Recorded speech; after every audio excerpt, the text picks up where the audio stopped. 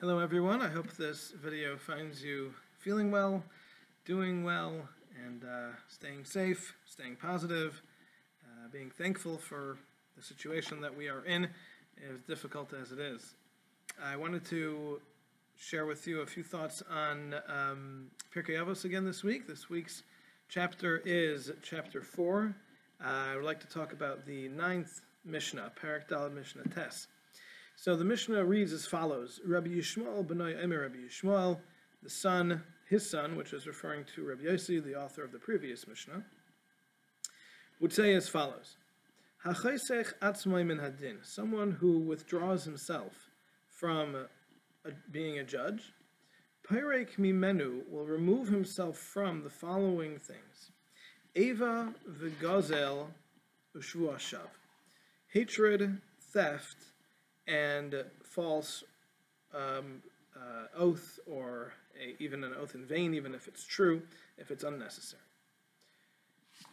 And he continues on to say, V'hagas libay b'hayra, and someone who is overly confident in his judging abilities, Shaita rasha v'gas ruach, he is a fool, he is a wicked man, and he is arrogant. So, reading this Mishnah, simply we understand that somebody who gets involved in judgment and is not the most worthy of judges is getting himself into a lot of potential problems. The first of which is hatred. If you are capable of passing off the judgment to someone who is more worthy of that judgment, more capable of judging than you are, then you need to do so. Because otherwise, you're going to get yourself into this list that Rabbi Yishmael says, this list of problems, and they are something that really should be avoided. The commentaries do explain that if you need to be the judge, then you should consider, if at all possible, having the litigants reach a compromise, which will again avoid these issues, rather than giving a strict judgment, which will again get you into these potential problems. So just to go through them quickly, the hatred, Eva, the first one, is very easy to understand. When you have two litigants and you rule against one of them, chances are that person's going to harbor a little bit of hate towards you. They're not going to necessarily be happy with what you've said, and that might be something that will last a lifetime, and they won't forget it, and that will be held against you in their eyes, and that's not necessarily something that you want to get yourself involved in. Not only that, but it's not necessarily the case that they will keep it to themselves. They're going to tell their friends about it, their family, and it's going to spread, and before you know it, you might have a large group of people who are upset at you. And even if you've ruled correctly, you still may have that, and sometimes it might be necessary, but if there's any way around it to avoid all of that unnecessary hatred from going around, that is certainly preferable. The second is gazel, theft. Thievery is one of the commandments that is mentioned numerous times in a lot of different forms in the Torah, something that is extremely severe. The generation of the Mabul, the Great Flood, where Hashem actually destroyed almost the entire population of the earth, as well as part of the earth itself, was on account of gazel, on account of thievery. It was so rampant. And we're not talking about something which is petty. We're talking about something which the Torah describes as a serious offense. Thievery is up there as one of the most serious. And by ruling incorrectly because you are not the best judge and someone else should have been, and you decided to take it anyway, you're getting yourself into the risk, into that potential of stealing. Because if you rule against somebody and that was not the correct ruling, then you as the judge are actually liable for thievery, for stealing. And the third is shvu ashav. Shvu ashav is taking an oath in vain, using Hashem's name in vain. It's one of the 10 commandments. It's a very, very serious problem. It says before, the Gemara tells us that before any oath was taken, they would scare the person. They would tell him about all the terrible things that will happen to the world on account of people taking oaths in vain or false oaths and things like that. And the goal there was to get people to just say, okay, forget it, it's not worth it, and walk away. because it is a very, very serious issue, and it's something that comes up in litigation and needs to happen sometimes. And again, by being the judge and requiring that unnecessarily, you're getting yourself into a big problem. The flip side is the person who is overconfident in his judgment. And he says, I'm going to judge this case because I know. And I will give my judgment, I will give my ruling, and I know best. Someone who has that kind of arrogance is, first of all, a shaita. He's a fool. Because who are you fooling exactly? You might be fooling yourself into thinking that that's true, even though it's not. And there's no good that comes from fooling yourself. You might be fooling the litigants. And what are you getting from that? You're getting the honor, the prestige, that people look up to you and say, wow, look at this person who was able to render this judgment in this complicated case and was willing to take a stand for what was right, etc. And the bottom line is, Hashem is the one who's not going to be fooled.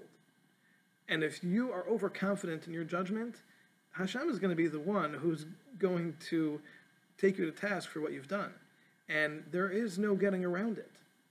So by avoiding this altogether, you're in a much better position than if you were to be overconfident about your capabilities and rule on something that you don't need to.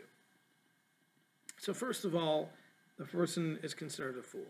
The second is that he's called a rasha. He's called a wicked person. And that's very easy to understand. Someone who renders judgment and is not doing so with the proper tools and the proper litigation and the proper understanding of the necessary laws and everything that's involved, that person's a wicked person because they are forcing others to follow their ruling, which was not done properly. That is wickedness, as it applies to other people, because you're forcing an incorrect judgment upon them. That is wicked. And the third is gas ruach, and this is the core, this is the source of all of this, and that is the arrogance.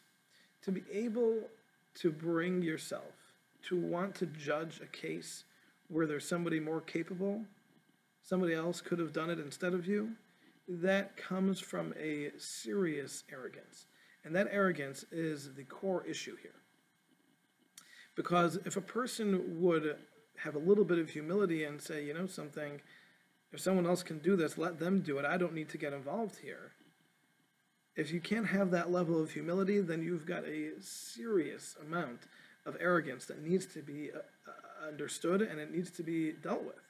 Because that arrogance can lead a person to the worst things. Because if you feel that you are the one who knows, you are the one who's right, then you've got this arrogance and that's going to infect every part of your life. And all of your life will be tainted by this arrogance, and there is very little worse than living a life of arrogance. So simply understood, this Mishnah is talking to a judge. However, to make it practical for us, we should realize by now that this is not just talking about a judge sitting on the bench. We're talking about every one of us. It is human nature that when we interact with other people, we're automatically going to be judgmental. That's human nature. That's the way we are. We see things, our minds interpret them automatically. That's what we do. And when we see things that are going on with other people, if it's things they do, it's things they say, perhaps it's things they don't do, or things they don't say, or the way they say it, or the way they don't say it, all of those things we immediately interpret in our minds, and we've already made decisions about that person, just because of this singular incident, or perhaps a combination of incidents, it doesn't matter. It's natural for us to create an image of other people based on what we see of them. And that is a major problem, because that's also included in what our Mishnah is talking about. Because if we have the arrogance to feel like we can judge other people, then we are as guilty of this as the judge who's sitting behind the bench. Because who are we? Who are we to decide anything about anyone else? Who are we to render a decision about someone else's decision? Somebody decided to go somewhere or do something and we don't agree with it. Who are we to say that we know better? You know, Rav Shimshon Pincus once said that when you have a group of people sitting around a table having a discussion, each and every person feels like they have what's called Yidea, which means knowledge, and everyone else at the table has what's called Yidea, an opinion. Every single person feels like they know, and everyone else has an opinion, but I know. And that's a grave mistake, even though, again, it's totally natural. That is the norm. That's the way people work. But it's a terrible thing. We need to realize that that comes from haughtiness. For me to be able to think that I know better than what other people know, that's wrong. That's not the way to approach it. Now, you might be right. There might be times where you do know better than other people, but you should never allow yourself to pass judgment on other people because of that. So part of what this Mishnah is telling us, for us on a practical level, is how important it is to keep that humility in mind. Recognize that it's not our place to judge others no matter what. If someone needs to be a judge, they need to adjudicate something, that's a different story. But under normal circumstances, when you're interacting with people, you're reading things that people are writing, you're seeing things that people are doing, don't be judgmental. Don't allow yourself to fall into the trap of haughtiness that will convince yourself of your ability to judge other people based on an incident.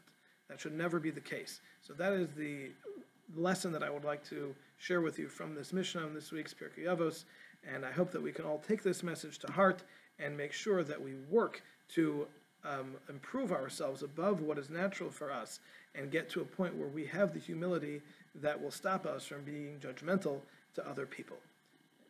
I hope everybody has a wonderful Shabbos.